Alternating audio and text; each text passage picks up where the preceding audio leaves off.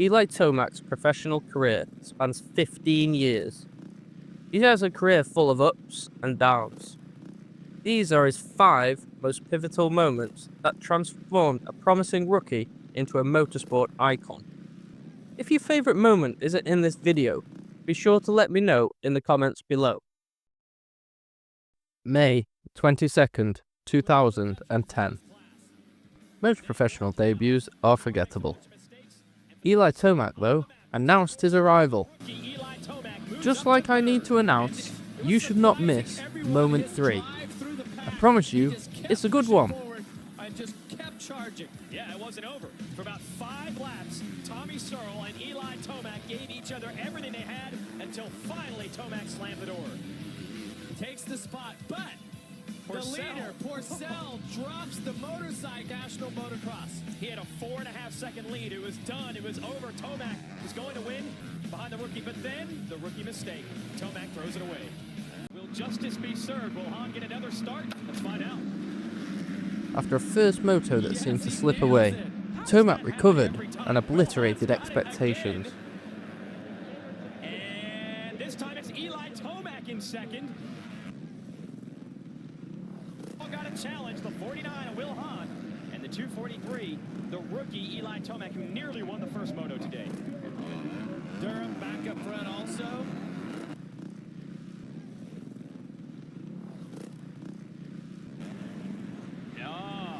Kennard makes the move. And I believe Tomac got the drive there. Let's see if he can make it stick on the inside. I think it's safe to say this track's got multiple lines here in the second moto. They were side by side for about 4 corners. One mistake out of any of them, it's all going to change. Whoa, what a move by Tomac to get around Kennard for second. Wow, what a aggressive move there by the teammates. I'm telling you. He needed to pull it together and just ride like the way he knows how to ride here for this second moto. Well, that's true. Doesn't have anything dialed in, but getting back to Kennard, you know, that's all mental at that point. I think that if a rider's riding tight at this point, you know, I mean, he's plenty fit and everything's good, just putting a lot of pressure on himself. And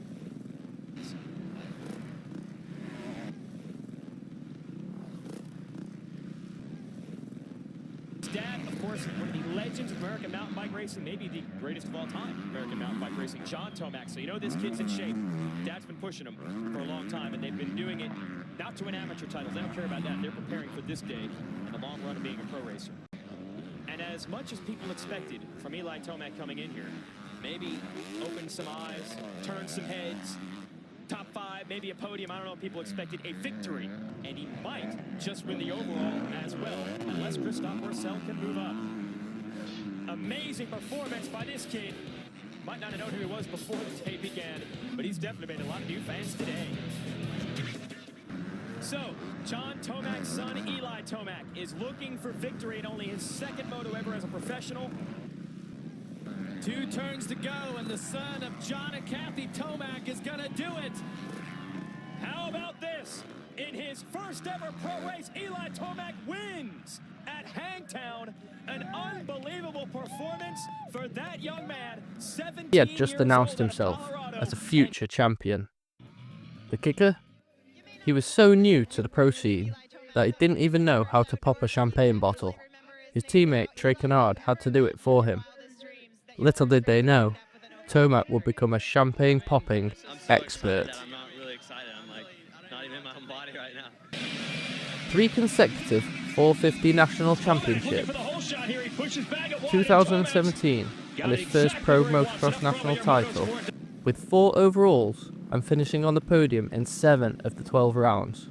Hurling's good start for him. He got around already going after Tomac. Wow, up the inside and still launches it.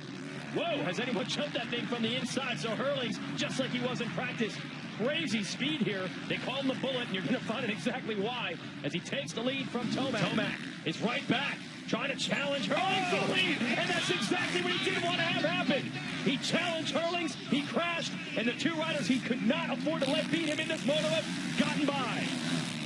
I was just, I kid you not, I was just about to say, Tomac, I know you want to go prove to everyone that you can beat Hurlings. And one of those guys still has to win, which is no guarantee with Hurley's out here. I mark my words, Roger DaCosta will be marching down that tower to the side of the track.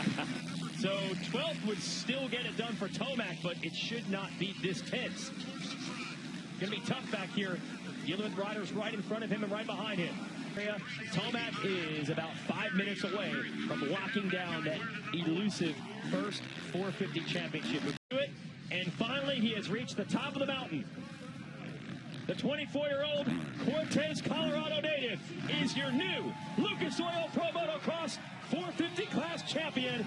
2018, total domination and his second title. Winning the first 9 rounds meant nobody else got to look him. Working hard for this one, he earns it. And a bad start for Tomac. That's fun riding behind Reed. They're going to battle right down to the line. Reed in the yellow there. On the Odo, just going to try to bring this Kawasaki home in 9th place. And with it, for the second straight year, Eli Tomac is the Lucas Oil Pro Motocross champion in the 450 class.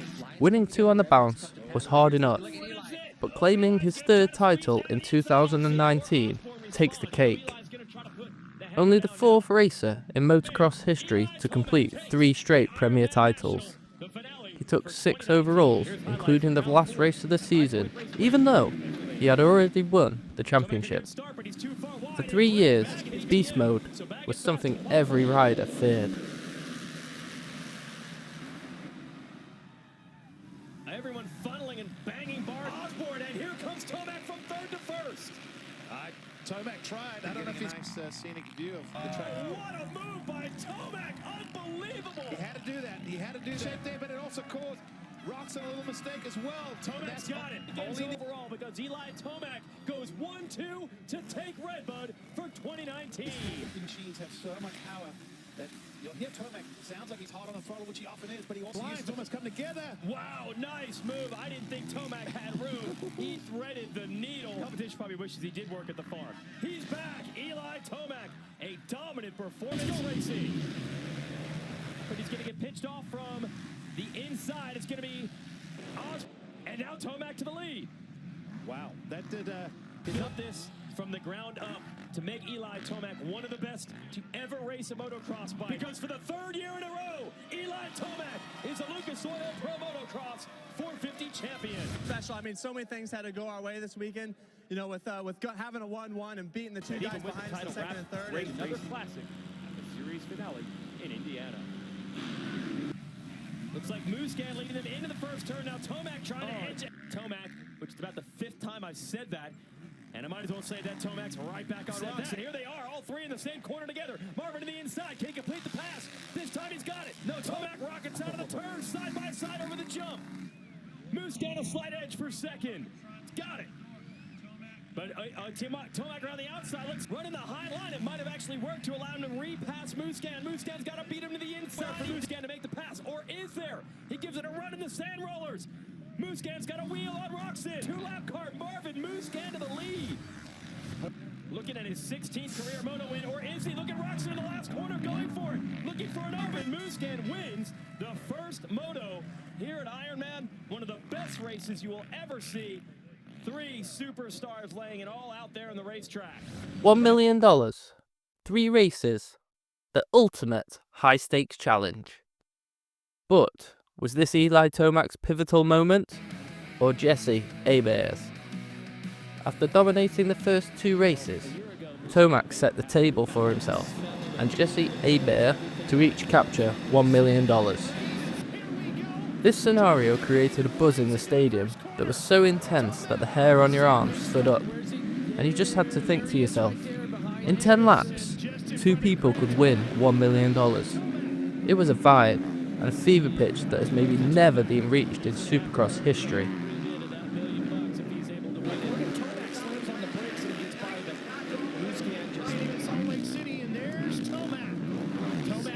Tomac has made the move on Anderson. He's a couple of seconds in front of him, Jeff. So that time around, Tomac Jesse Hebert, his $1 million dreams made. Jesse gets a little bit closer to going home a millionaire. I think he can do it. Well, he's right on Malcolm. Here he comes. Challengers are behind him.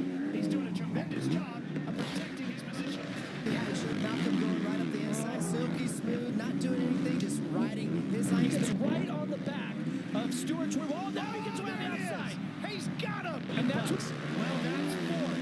Can't riding here. The red number 42 as they leap into the sand section right here. Scrubs it and then just lays on the throttle, jumps 180.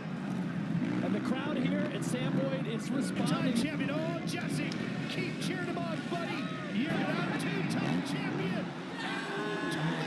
Get by range. Get by range. Get by range. Got Jesse, and you too would be a millionaire here tonight. All right, round 3 point and spoil his win, but pick up $1 million for himself and Jesse. But they're teammates, not in the sense of a football team. They're teammates that they both ride for months. One of the biggest wins of Joey Savacci's career. If I'm Joey, I'm not giving it up. I'm saying Savacci's only about 4/10 of a second quicker. I don't know if it's going to be enough, Ralph. Let's see. What's the gap? 1.1 seconds. And gentlemen, you see on the right side of the screen, if Eli Tomac wins this third and final race, they both will win $1 million. He's got he wants to add his name to Marvin Moose at the Monster Energy Cup. He launches it into the zone. Oh my God! It's going to be the last sand section. To the corner. Oh my God! That's the greatest team move in the history of Supercross. Jesse, you are now $1 million richer. What emotions are you feeling? As the checkered flag flew, it was almost surreal what had just transpired. Tomac's charge in the third main event was the stuff of legends, and Jesse Hebert had the night of his dreams. Just like it would be a dream to hit 500 subscribers. So if you are enjoying the content, make sure you subscribe, will you? April 22nd, 2023. Denver. A championship seemingly within grasp. Then suddenly, everything changed. Here comes Tomac. Listen to the crowd.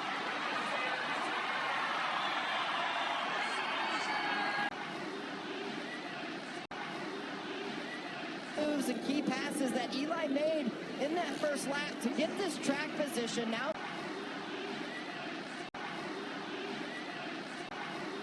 back there trying to get by the 111 of Anthony Rodriguez. That Eli Tomac won't seal the deal here tonight, but there's a lot of racing still to be done. The crowd erupted, and when the cameras found the number one, we quickly found out why. What has happened? He is slow. He's looking down at his bike. Tomac was sitting on the inside of the track, holding his left leg up, away from his bike, as he shook his head. His name dropped to the bottom of live timing. A ruptured Achilles tendon. A very likely 450 Supercross title lost.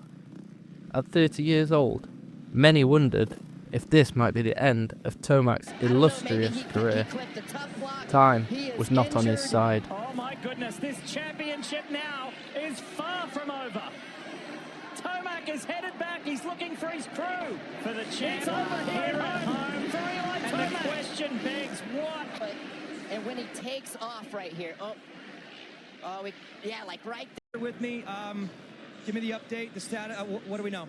Yeah, unfortunately, without crashing, we just came up a little short on that jump, and it's an unfortunate report we have to make, but we ruptured the Achilles tendon, and it's going to put us out for the rest of this season.